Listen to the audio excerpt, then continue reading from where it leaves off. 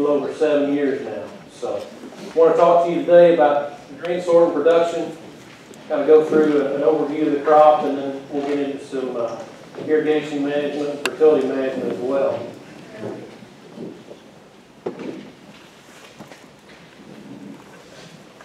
So 3 main things I want to cover.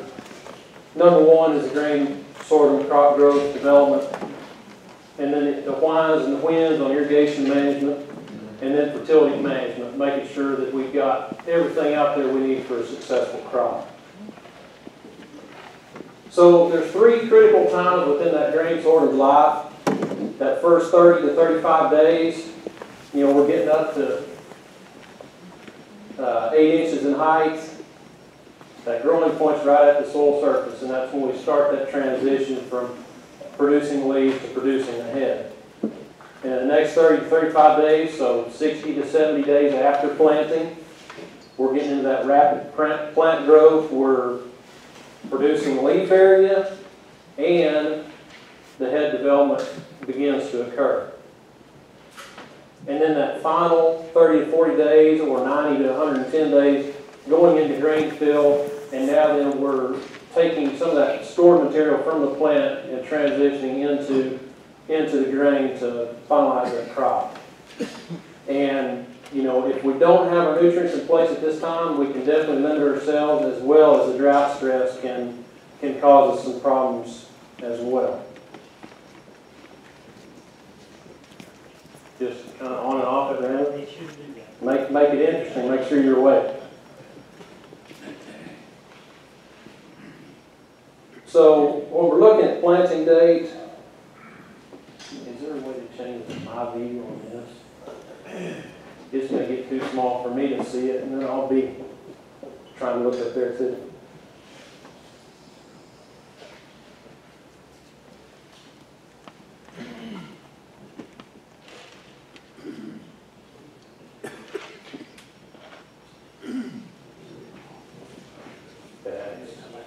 That's great. Thank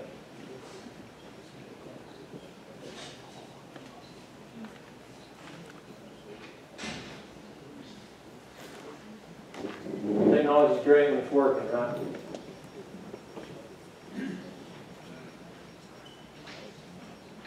So when we're walking through and we're looking at planting dates, we're looking at those hybrids. You know, there's early maturity hybrids, medium maturity, and then full maturity hybrids. And we've got some very stress, like was mentioned earlier with Dr. Cree, that we want to try to avoid. And planting those early maturity hybrids early can sometimes cause us some problems. And I know that's always been a point in the past. People kind of cringe if you say early. And you can see here why that is. Because we're hitting that stress period right at the first of our bloom, right when that plant health is critical, our environmental conditions are critical for flowering and setting up that seed. We're hitting stress. Whereas our full maturity, we've now pushed our flowering beyond that stress period. Now we move later into the season, we're looking at double crop options or a secondary crop, maybe behind something that failed out on us to start with. And moving to that early maturity, we're fitting that flowering time in there between stress periods, or just before that late season, that late August stressful time. Whereas a medium maturity in that scenario is going to put us again flowering right in the midst of that stress. And down here at the bottom you can see 3 hybrids for comparison. You know, regardless of what hybrids you would pick within a given maturity, there's a lot of similarities there with flowering. So 80-60-32 is that representative of the early maturity. If we compare it to corn, it would be considered a 106-day corn relative maturity. So that gives us approximately 65 days to bloom and 106 days to maturity. Whereas we move to that mid-maturity, we're considering it a 114 corn relative maturity, and yet it flowers at approximately 69 days. So you can see that that flowering window is relatively tight, and it has a longer grain fill, takes up to 114 to then finish the crop. And then moving into 84G62, which would be a full season hybrid, 120-day corn relative maturity, 72 to flowering. So, you know, again, regardless of which of those three hybrids we're looking at, that flowering window is relatively tight. But then that grain fill to maturity is what differentiates those three. So when we look at planting date and sorghum yield, and this is some work that Dr. Creek did here on the high plains. You can see irrigated and dry land up here, what kind of yield we were getting in those different scenarios. So an early May plant, a mid-May, an early June, as well as mid-June. And you can also see how that seed per head then correlates with that overall yield. So, you know, the ideal condition here would be that early June planting or an early May planting, and we would want to avoid that mid-May or that mid-June because of that stress that I was showing you there in the previous slide. So how does that planting date affect tillering? You know, it depends on who you talk to. Some guys, they want to hit a hybrid that's going to tiller, that put more heads out there, more grain, more yield. A lot of guys, if it's dry land or limited inputs, they want something that's just not going to tiller at all. Well, we can manage that to an extent based on that planting date. And as you can see here in mid-May, that is our highest occurrence of tillers. So that would be heads per plant. So the higher this graph is up here, the more tillers we would potentially have. And you can see as we move forward out into the growing season on that planting date, that occurrence of tillers or number of tillers per plant is reduced. And getting a little bit further in depth into that, you can see the soil temp. We want to see that 60 degrees at the 2-inch level for 5 days in a row. And also how our seeding rate can influence those tillers as well. And, you know, that's an important thing in dryland conditions because a lot of times in that environment, we've got what we need out there to support the plant, given that it's making one head per plant. When we get to where we've got, you know, 2 more heads, we've got 3 heads per plant, that's where we can sometimes run into difficulties.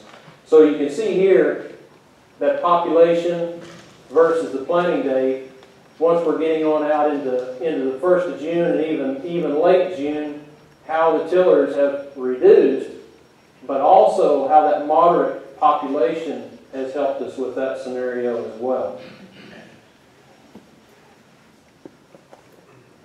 So getting back to the overall development, so the 3-leaf stage, that date of planting needs to be late enough to allow that rapid growth. You know, we want that warm weather to where that plant can go ahead and develop leaves and branch out, get the ground shaded, and start on its way to producing a crop. Now this plant growth rate is mainly dependent on temperature.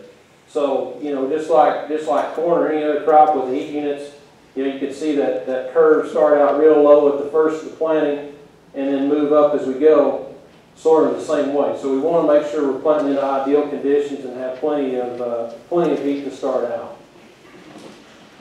As we move to the 5-leaf stage, that growing point is still below the surface, so this would be roughly 3 weeks after emergence.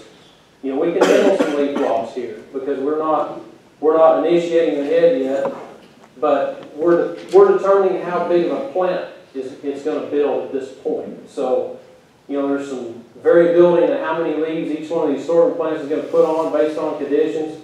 And right here is the time frame when it's determining what type of plant it's going to build. Now, we want to correct any weed competition we got at this stage, our nutrient and water efficiency. We want to make sure everything's ideal because the next stage after this point is when that head initiation begins to occur. And we want to make sure we've got things right to where we build the appropriate size of head.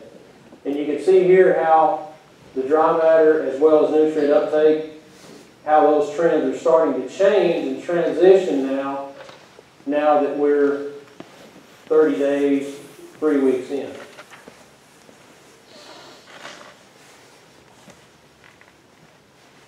So 30 days after planting, we're now changing, we're growing point differentiation. So we're changing from that vegetative plant to a reproductive.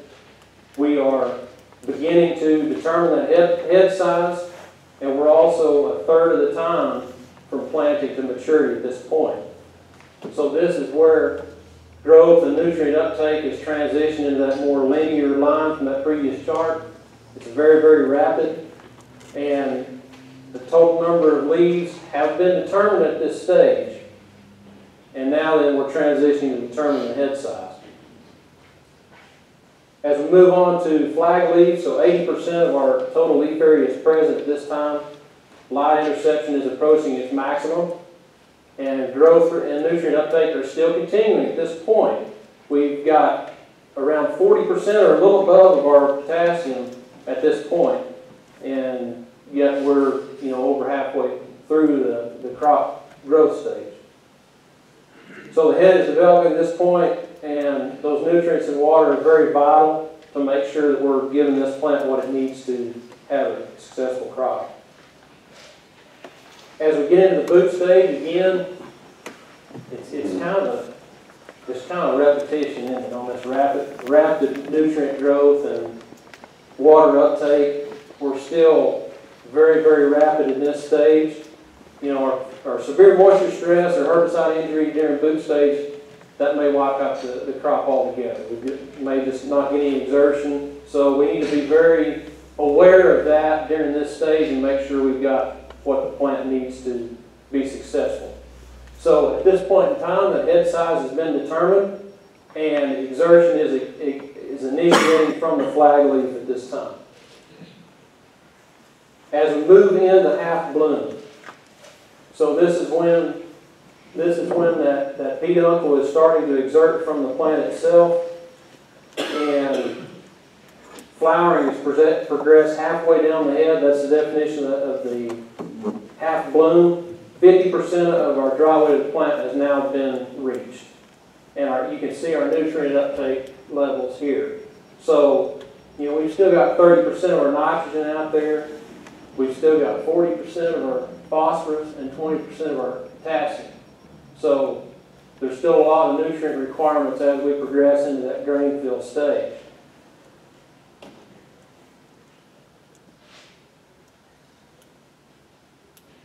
And again, another note on that, wanting to avoid stress at this time. I'll get into it a little bit more in detail on how long the bloom period is and avoiding that stress.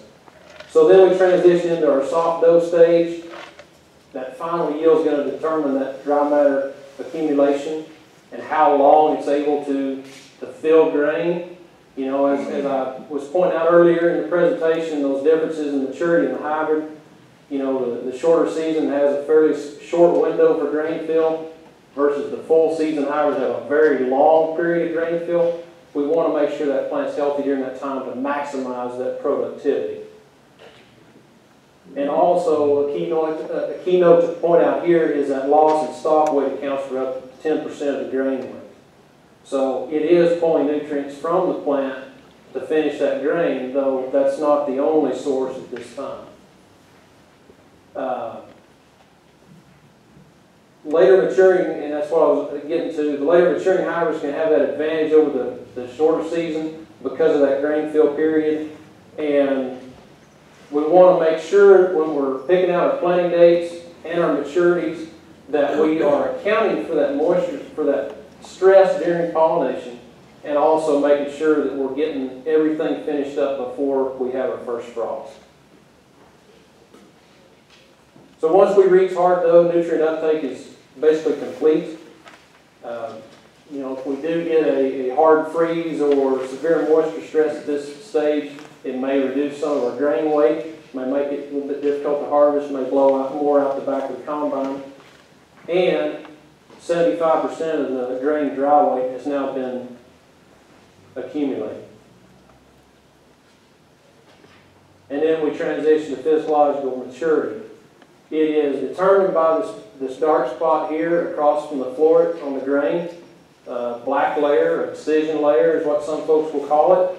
And in order to reach our maximum yields, if we are taking this to silage or high moisture grain, we want to be as close to physiological maturity as possible. That way we've got as much possible seed weight in that head as we can get. Now, it will not reach physiological maturity if we don't have that proper moisture for the harvest. And moisture content would be 25 to 35% at this point in time. So seeds per head influenced by that favorable environmental conditions around flag leaf to boot.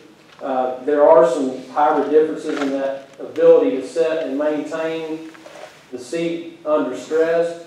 We do tend to see blasting when we are hitting that stress period at the wrong time, just before pollination. And we want to make sure we're managing those planting dates accordingly. So again, this is just another look at some of the same material, but you can see here our dates along the bottom and what kind of stress we've got moving through here. We've got a peak period from mid-July to mid-August that we really want to avoid if at all possible, because we can definitely reduce our yield potential when we're flowering within that period of time. Our seed weight is determined after pollination through maturity. Again, that extreme heat moisture stress after pollination, that's going to result in decreased seed set, seed size, seed weight, and time seed filling periods, again, to eliminate that stress as much as possible. And also, we don't want to be too late in the season to where those cool temperatures are shutting us down too soon and not allowing that sorghum plant to go ahead and complete its process. So an important thing to note here, Pioneer hybrids out there with a color score, with a high color score rating, will mature faster under these cool fall conditions. So that's something when you're looking at a product brochure, that's something you can definitely select for that will help ensure if we do get cool during that fall that it will go ahead and dry down and complete its process. So heat units to reach these growth stages. Seems like somebody today said heat units are tied to every crop. Well, this would be how the sorghum plant fares in that relationship. So again, you can see looking at the early maturity hybrid and the full maturity hybrid, basically we get down to that 5-leaf stage along about the same time. And then we start seeing differentiation between the two with a longer heat unit requirement in that mid-full hybrid. And then our overall requirement down at the bottom, a pretty good difference between the two there. So, again, it's important to note what your conditions are there, how many heat units you think you're going to accumulate, avoiding that stress to make sure that we are successful in harvesting the crop. So I pulled this last night. I wanted to see, and I'm sorry it's not in your handout, I wanted to see, okay, what was our 2014 data? And the first thing that jumped out at me was we came up short. So this was assuming a June 10th planting date, and this was using this type of scenario right here on our heat units. So right here would have been our boot, our bloom, and then our black layer. And the second thing that jumped out on me was how rough and jagged this line was all the way through the growing season. I've worked with the weather data for some time and looked at the heat units for some time, and this is one of the most jagged lines I remember seeing. So basically our dates run here across the bottom, and we want to see this nice linear trend going up. And the more that we shoot sideways, the less heat units we got during that time frame. So there's several different periods through the season when we didn't get the heat units that we normally would see. So that can also influence how that sorghum crop can finish out. So when we get into planting rate considerations, I've never seen a field too thin.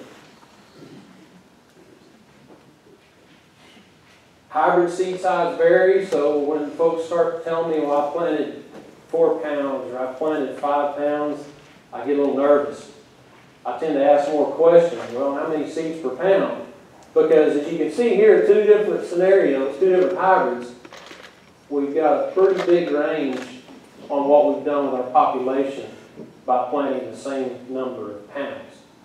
So it's important to note, you know, that seed size is on the tag whenever we're planning what we're doing for that field, and we want to adjust that accordingly to make sure that we're getting the population that we shoot for in the end. And there's not any data out there to support a difference in seed size and yield. There's no correlation there. And when we look at seeding depth, if we're in that clay loam soil that was mentioned earlier today, we want to be at least 1.5 inches. If we're more sandy loam or loamy sand, then we want to be at that 2-inch level to make sure that we're getting it down there enough to have that seed to soil contact and proper moisture. So looking at our dryland guidelines, basically you start out the season and you want to say, okay, well how much water do I have stored in this profile? How good is this field really going to be for me? And if we've got 3 feet out there and we're looking at mid-June, there's the range we want to fall in. And you'll notice that 22,000, there's a lot of columns or a lot of spots within this table where that 22,000 will fit. Now, you know, if we do have that 5 to 6 feet, we've got a really good profile, we want to bump it up some, that's definitely a possibility. You know, depending on what our planting date is, then we want to be in those ranges there. We've got some hybrids listed here for that are suitable for that dryland production. And there's also some folks that would rather see a longer season hybrid in that scenario. And there are a couple down here at the bottom that can definitely perform in that type of environment as well. So when we look at irrigated, I'm all about keeping it simple. And this is the only time where I'm kind of okay saying pounds because it helps me keep that guideline in mind. So if we're at 1.5 gallons per minute per acre, then that 1.5 pounds is going to get us ballpark. Or if we're at 4 gallons a minute, that 4 pounds is going to get us ballpark. So again, just an easy rule of thumb to look at on that irrigated scenario and make adjustments from there. So this is a comparison of dryland sorghum yields and row spacing. This was actually done in San Patricio County in 2002, so out there on the coastal bend. And you look at these target populations up here, those kind of made me cringe a little bit, but they did have something that changed with their planter, and their actual population was somewhat lower. And when we just jump over and say, okay, what's the dollars and cents on this? Well, it's pretty easy to see that the lower population in these 3 row widths, those 3 scenarios, definitely paid the biggest dividends. So, you know, again, keeping that thin, making sure that we've got adequate resources there for each plant helps us in the long run. So when we look at irrigation management, you know, this is a widely adaptable crop, successful under a wide variety of conditions. That fibrous root system will go a lot deeper than what we give it credit for a lot of times, as deep as 5 to 6 feet. It's going to extract 75% of the nutrients and water it needs from that top 3 feet, so it's important to manage for that. And it can also use 50% of the total available water without going into stress. So that's a couple of things that make sorghum a little different. And one thing to keep in mind, you know, another term we heard today was roots won't grow in a dry soil. Well, if we're irrigating on those sandier soils, then we may want to increase the frequency of our applications in order to provide some water there for those roots to chase down and make sure we've got an adequate root system on each plant. That peak water use is going to begin at that initiation of the reproductive stage, right at 3/10 a day. And it's 9 days for all the florists within a given head to pollinate. So the second and the 6th day being the most important. Now that's for a given plant. When we look at the entire field, it could take 24 days. I lost it up there. It could take 24 days for that entire field to complete pollination. So again, that leads us back to the importance of avoiding that stress and making sure that we've got everything set up for what the crop needs. Another important thing to note is termination of irrigation can be near soft dough, provided that we've got that full profile and adequate moisture conditions. Otherwise, we want to be 10 to 12 days after soft dough before we pull the plug on any water. So if there's 3 times that we can irrigate and do some good, 35 days after planting, again, that's when that seed head determination was happening. 60 to 75 days, that's going to cover our bloom stage. And then 90 to 110 to cover our grain field. And this graphic here would show those times. So 30 days after planting, 45 days, 60 days, and then our 90 days after planting here. So, as Dr. Craig and Bob were talking about earlier, if there's a point in time we want to bank for, it would be right in here to make sure we're covered for this peak water use going forward.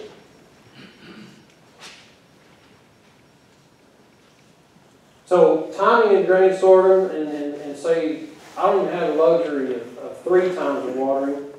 I'm just going to hit it once or maybe hit it twice. Well, looking at those scenarios, if we only pre-plant water, this is what type of yield we're seeing. Now, if we bump that up and we pre-water and hit that boot stage to where we're taking care of it during pollination, we double our yield here. And then if we do a pre and half bloom, not quite the same return because we missed some pollination, might have stressed it some there. But again, that pre and boot stage is giving us just about the same type of reward that the full season irrigation would. So that gives us some possibilities, some flexibility when we're sharing water with another crop, and just looking at 2 key times to water.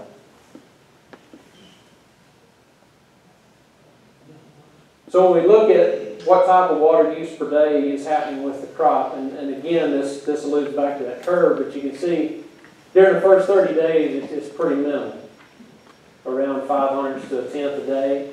And then as we move forward, and we reach our peak right there at 3 tenths at boot to bloom, and then you can see it trending down from a quarter to a tenth a day during grain fill and maturity. So what type of yield reduction could we see during these different growth stages? Well, this would be a good figure here, that emergence to 8 leaf. That's a 10 to 15% reduction. Boot to bloom is definitely most critical, as indicated here. That's 30 to 50% of our crop right there during that time. And then when soft dough to maturity would be very similar to what we saw with the emergence to 8 leaf. So again, that mid-season, that pollination time frame is very critical. So when we total these up and say, okay, how many days to maturity do I have left on this crop? How much water use could I potentially be looking at to finish this crop? Well, if we're at half bloom and we've got 34 days left, that's roughly 9 inches to finish that crop. Whereas if we're into soft dough with 23 days left, then we're right at 5 inches to finish that crop. So a good table to keep in mind as we're finishing up, and if we've got some resources that we can move around and reallocate a little bit, it'd definitely be beneficial to know where we're at here. So common mistakes with this, waiting too long is definitely one. That head begins to form at 35 days after planting. So we want to make sure that we've got everything set up at that point in time to where we're setting ourselves up for success. Irrigating too late. You know, if we're already in that, after that hard dough stage, or we're at black layer, we're not doing anything for a crop. We're just putting more money on the table. So, you know, it's important to know where you're at, what stage you're at before pulling the trigger on that water. And then over planting.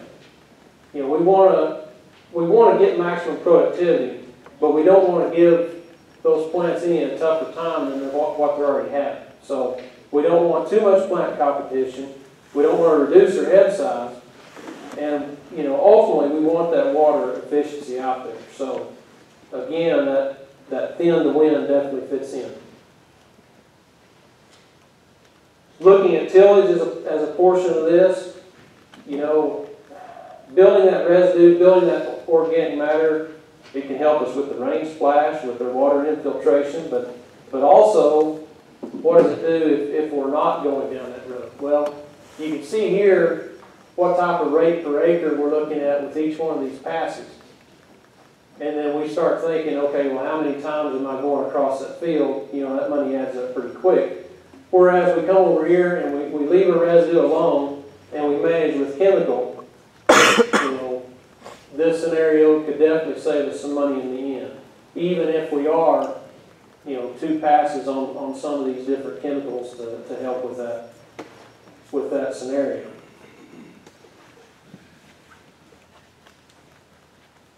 So how much water do we lose whenever we do plow that ground? Well, you know, a disc can cost us a 1/2 inch, chisel can cost us a 1/2 inch, but, you know, our sweep here is pretty efficient. So anything that would be a vertical tillage tool.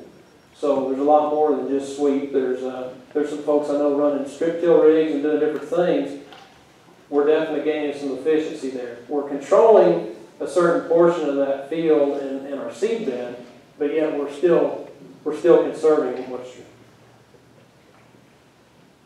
So moving into fertility management, grain sorghum just like any other crop. We want to have the nutrients under it for the yield goal that we have in mind, and you know, it's definitely been treated as a catch crop in the past. We're behind that failed cotton, or maybe there's another scenario and we just went out and threw some grain out there. So we want to make sure we've got that balanced fertility program in place, not just for the health of the crop, but also to help us manage that water more efficiently. So you can see some figures down here at the bottom. And a not fertilized section versus fertilized. Now what did we gain? Well, we gain anywhere from 30 to 36% having that crop fertilized and managing for that. So it's a very good return on investment. Pop-up fertilizers anywhere from 4 to 5 gallons of 1034. On most of our clay loam, if we're on sand, loamy sand, we might want to back that off slightly. You know, most guys that I've worked with here in this part of the country in the past are real good about adding some zinc. But again, sorghum can respond to that as well. So it's important to include that in the mix. So looking at nitrogen, and how much nitrogen does it take to make a crop? Well, basically, 30 pounds would equal 1,000 pounds of grain. So, you know, take into account what you've already got in the soil when you're making this nutrient plan, and then whatever your yield goal, you can balance out from that to determine how best to do that. So again, we talked about earlier how that rapid growth, that rapid development, you know, we're taking up a lot of nutrients during that time. So we want to make sure that fertilizer is in place and ready to go by 5-leaf stage. So if we are doing some side dress application, we would want to be rolling with it at that point in time. And also, you know, at our boot stage, 65 to 70% of our total is already taken up. So, you know, it might be a good method to maybe fertigate some on after that to go ahead and finish that crop out if we know we're running behind.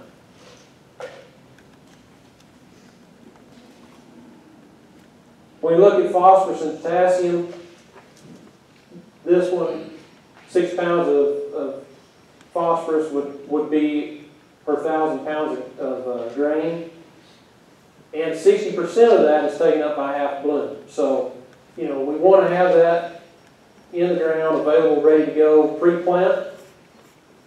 And that way, once we hit this peak usage, that nutrient's there for uptake. It would be difficult to get that as a rescue going forward. Now this will add stalk strength. It's referred to as a standability nutrient, but keep in mind high rates won't necessarily decrease that risk of stalk lodging, provided that we have some other things going on there. So 80% of potassium is taken up by half bloom. So again, that's important to have in place as well.